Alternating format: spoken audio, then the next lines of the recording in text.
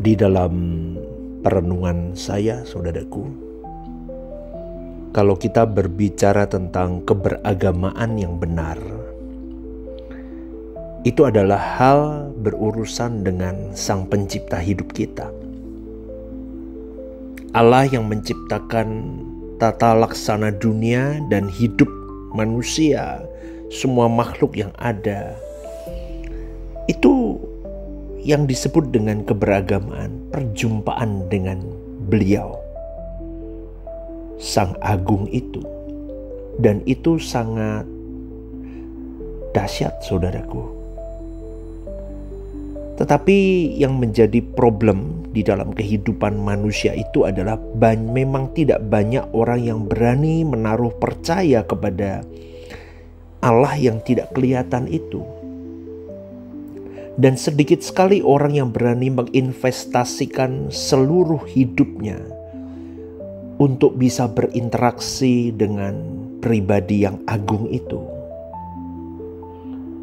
Lagi pula kalau kita melihat manusia di sekitar kita, hampir-hampir tidak ada orang yang benar-benar menaruh percaya kepada Allah yang memang tidak kelihatan ini, saudaraku. Bahkan kalau kita lihat hari-hari ini di negara barat, ya, Eropa Barat, anak-anak muda sudah tidak lagi mengindahkan apa itu Tuhan, siapa itu Tuhan. Mereka skeptik berbicara tentang agama dan tentang Tuhan. Dan saudaraku, memang pada kenyataannya memang Allah tidak menyatakan diri kepada banyak orang. Hampir-hampir tidak ada orang yang sungguh-sungguh mengalami pernyataan Allah di dalam hidup mereka. Karena orang yang mengalami pernyataan Allah itu yang bisa berjalan dengan Allah. Itu adalah orang yang memang sungguh-sungguh menjadikan Tuhan itu segalanya dalam hidup mereka. Mungkin Anda bosan ya dengerin saya tiap pagi ngomong segenap hidup ya untuk Tuhan, segenap hidup untuk Tuhan. Anda mungkin sampai bosan udah dengernya. Tapi memang hanya itu takaran yang bisa kita takar di dalam diri kita. Kita sudah segenap hidup apa belum untuk Tuhan? Pertanyaannya, siapa orang yang berani bertaruh demikian, yang menjadikan Tuhan segalanya dalam hidupnya? Dah banyak, saudaraku, dan itu bisa dihitung jari. Kekristenan hari ini bisa dihitung jari kalau memang benar-benar bertaruh menjadikan Tuhan segalanya. Artinya apa? Tuhan menjadi tujuan hidupnya satu-satunya. Kebahagiaannya satu-satunya. Harta kekayaannya satu-satunya. Objek untuk disembah satu-satunya. Itu tidak ada berhala lain. Hanya Tuhan. Saya ngomong begini ini hampir tiap hari, tiap minggu, saudaraku, di mimbar itu. Kalau jemaat mengikuti saya, dia pasti sudah paham saya ngomong begini. Sampai bosan mungkin. Itu lagi pastor ngomongnya. Ya udah, memang itu. Tapi Anda nggak sadar-sadar akan hal itu. Itu loh, saudaraku. Saya mau beri catatannya. Tuhan itu tidak egois, saudaraku. Dia tidak merampas kebebasan kita. Dia tidak merampas hidup kita untuk dimiliki penuh oleh Dia. Oh enggak. Dia memberikan komponen pikiran, perasaan, kehendak supaya kita berkualitas mencintai Dia. Kita manusia bukan hewan. Kita diberi gambar Allah. Maka disitulah kita bisa bersosialisasi dengan manusia lain. Kita bisa menikmati ini dan itu. Kita bisa beristirahat. Kita membutuhkan teman hidup. Karena manusia tidak baik seorang diri. Oh betul. Manusia bisa memiliki keturunan dan punya hubungan yang baik dengan keluarga. Dan terus dan banyak lagi bisa dikembangkan. Tuhan tahu hal itu. Tapi bagi orang yang menjadikan Tuhan segalanya, sekalipun Tuhan tidak memberikan semuanya itu tadi kepada dirinya, Dia tidak akan menuntut. Repot toh ikut Tuhan. Repot, saudaraku. Saya ngomong begini nih, makanya saya kan selalu ngomong repot ikut Tuhan. Tapi simple bagi orang yang sudah mengalami penyataan Allah. Artinya orang yang sudah berjalan dengan Allah. Itu simple. Tapi kalau orang yang masih duniawi kedagingan, oh ini rumit ini. Rumit. Ribet banget jadi orang Kristen. Atau boleh dijelaskan lagi, ribet banget jadi pengikut Kristus. Oh ya ribet dong. Ribet, sulit, sukar. Bahkan sampai digambarkan lebih mudah seekor unta masuk ke lubang jarum. Coba bayangin saudaraku, susah. Makanya jangan ngentengin Tuhan. Jangan ngentengin waktu berjumpa dengan Tuhan dalam doa dan pengenalan akan firman-Nya. Jangan ngentengin baca firman. Jangan ngentengin ke gereja, duduk aja di online aja dah. Gak apa-apa, bisa gak bisa, Anda duduk dengerin impartasi dari gembala yang mengajar di gerejamu itu. Apa? Dengerin, belajar. Tanya Roh Kudus maunya apa Tuhan dari pemberitaan firman ini. Itu saudaraku, supaya engkau dan saya benar-benar bisa mengalami penyataan Allah.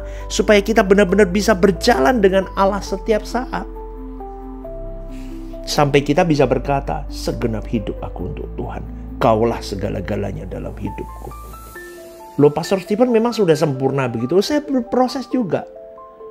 Maka harus terus diingatkan setiap saat sampai kita benar-benar bisa sempurna di suatu hari nanti ketika kita meninggalkan dunia ini.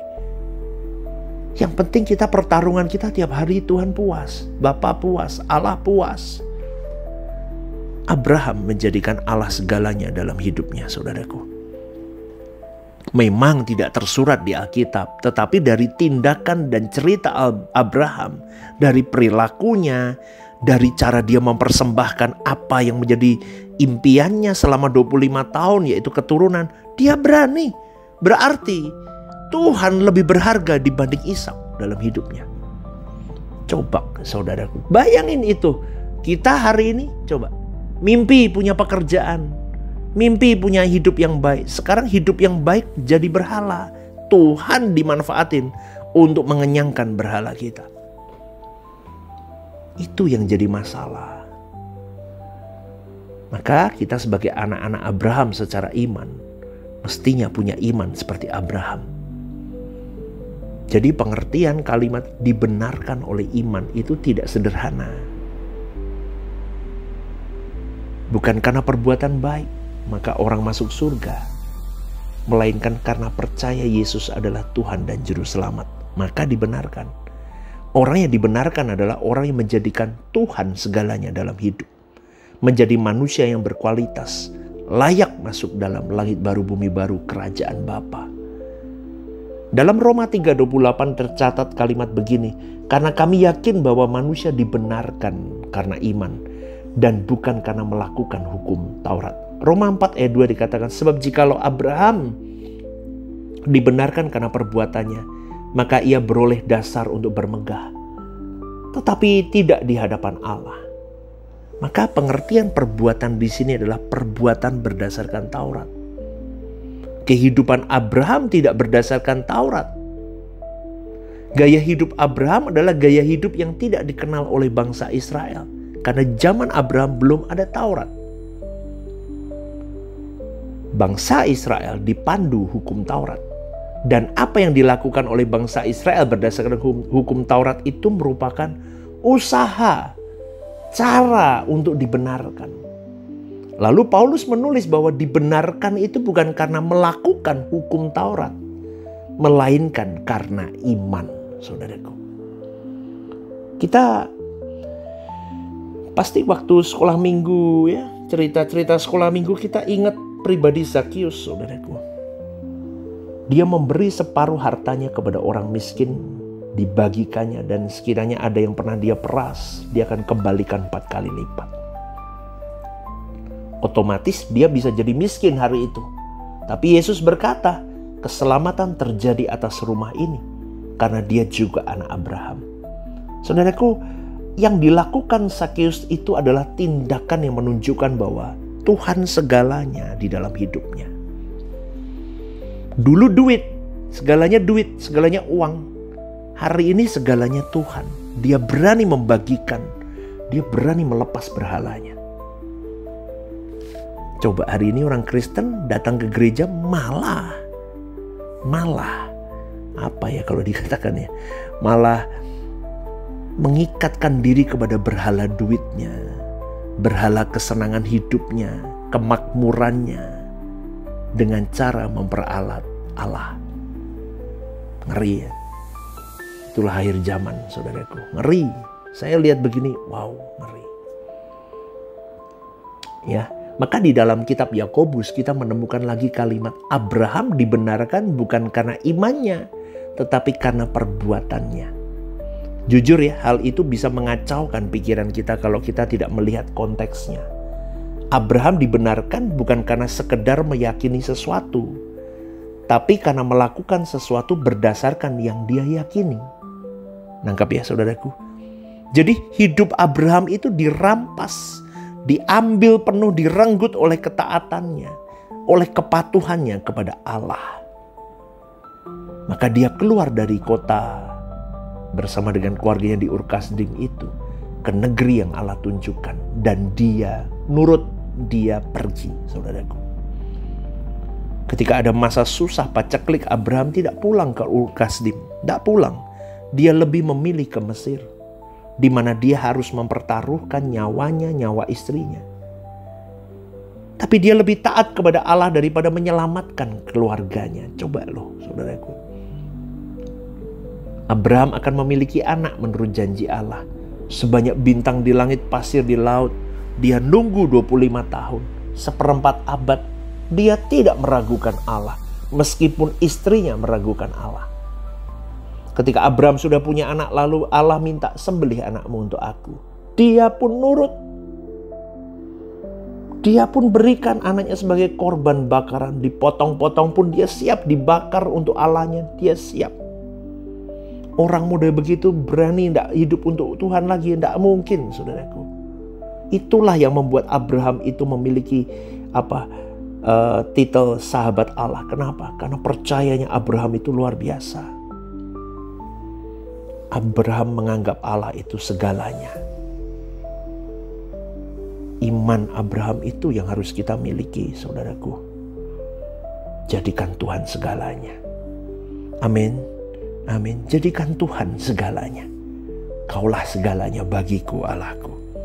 Kiranya perenungan pagi hari ini menyegarkan jiwa kita, membuka pikiran, membuka kerohanian kita untuk semakin tajam bersama dengan Tuhan ya, saudaraku. Maka pagi hari ini saya berdoa kepada siapapun yang, saya mendoakan kepada siapapun yang mendengarkan renungan The Message pagi hari ini. Saya berdoa kiranya Tuhan memberkati langkah hidupmu hari ini.